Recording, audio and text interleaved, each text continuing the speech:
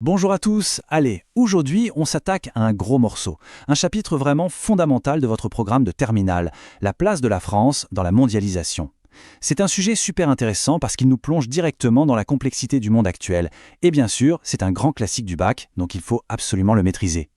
Et pour commencer, je vous donne juste un chiffre, 89,4 millions.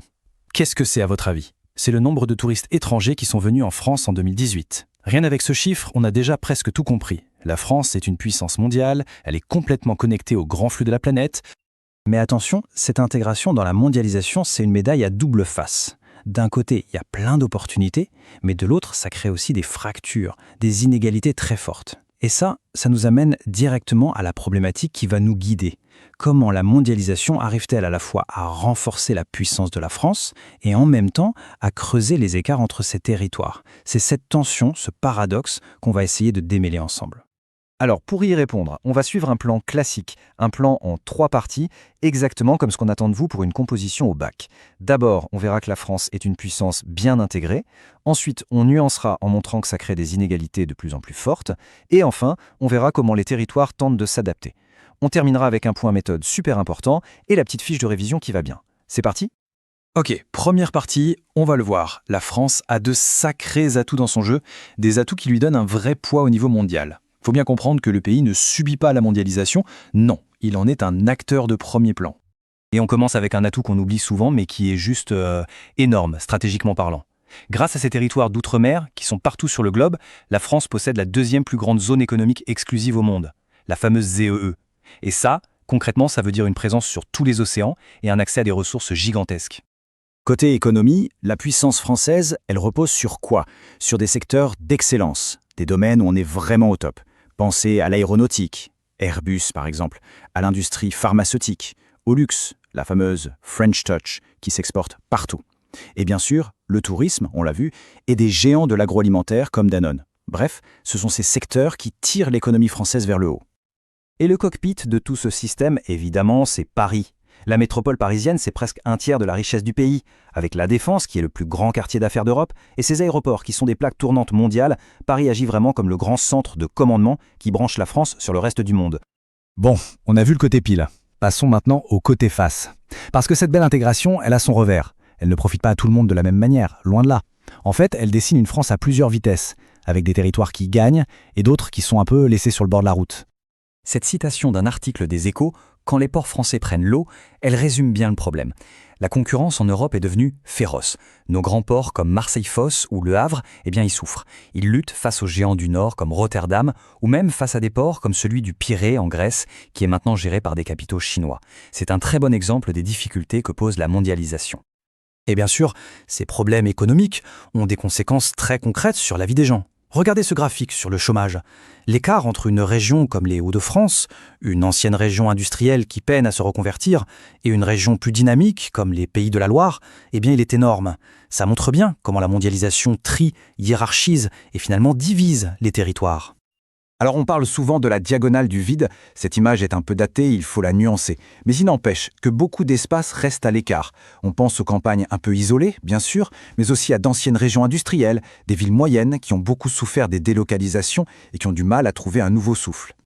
Alors, est-ce que ça veut dire que tout est joué? Qu'il y a la France qui gagne et la France qui perd? Non, heureusement, c'est plus compliqué que ça. Et c'est là qu'on arrive à notre troisième partie. Les territoires ne sont pas juste des victimes qui subissent.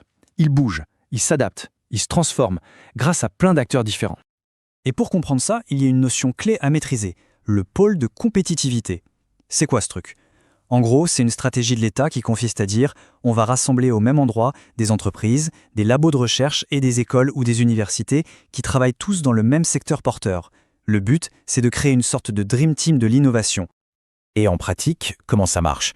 Ça se passe à plusieurs niveaux. D'abord, l'État et l'Europe financent les grosses infrastructures, comme les lignes à grande vitesse. Ensuite, les collectivités locales, les régions par exemple, créent des parcs technologiques, des technopoles.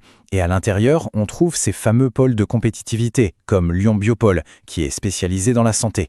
Et au final, qu'est-ce qu'on obtient? Un territoire qui se spécialise, qui devient super attractif et qui peut rivaliser au niveau mondial. C'est ça aménager le territoire aujourd'hui. Ok, maintenant qu'on a bien compris les dynamiques, il faut être capable de les retrouver et de les analyser dans un document. C'est une compétence cruciale pour le bac. Alors, on va faire une pause sur le contenu pour se concentrer sur la méthode. Comment réussir l'étude critique de documents? Mettez-vous en situation. Jour du bac, on vous donne ce document, un extrait d'un rapport de France Diplomatie, donc du ministère des Affaires étrangères, qui explique à quel point la France est attractive. La méthode, vous la connaissez. Elle est simple. 3 temps. D'abord, présenter le document. Qui, quoi, quand, où. Ensuite, analyser le contenu. Qu'est-ce qu'il nous dit? Et enfin, la 3e étape, la plus importante, celle qui fait toute la différence, la critique. C'est là qu'on attend de voir votre capacité d'analyse. Alors appliquons-la à notre texte. Qui parle? Le ministère des Affaires étrangères. Quel est son but? Est-ce que c'est de faire une analyse objective de la situation? Non, pas du tout. Son but, c'est de promouvoir la France, d'attirer les investisseurs, c'est de la communication. Donc le discours est-il objectif? Évidemment que non. Il va mettre en avant tous les points forts et logiquement il va gommer, il va oublier de parler des faiblesses, le chômage, les inégalités. La conclusion critique est donc simple. Ce document est super utile pour comprendre la stratégie de l'État, mais il ne faut surtout pas le lire comme une description neutre de la réalité. Ça, c'est avoir un esprit critique. Bien, on arrive à la fin. Pour être sûr que tout est bien en place, on termine avec la fiche de révision du bac. C'est le moment de sortir un stylo, de faire une pause si besoin, parce que là, on synthétise tout ce qu'il faut retenir. Voilà 6 notions absolument centrales pour ce chapitre. Le but du jeu, c'est pas juste de les apprendre par cœur, c'est de savoir les définir précisément et surtout de savoir donner un exemple concret pour chacune. C'est comme ça que vous montrerez que vous avez vraiment compris. Ce tableau, en fait, c'est le résumé de notre plan. D'un côté, les forces, les atouts qui font de la France un poids lourd, et de l'autre, les faiblesses, les défis qui la rendent plus fragile. Une bonne copie, c'est une copie qui arrive à jouer avec ces deux aspects, à montrer cette tension permanente.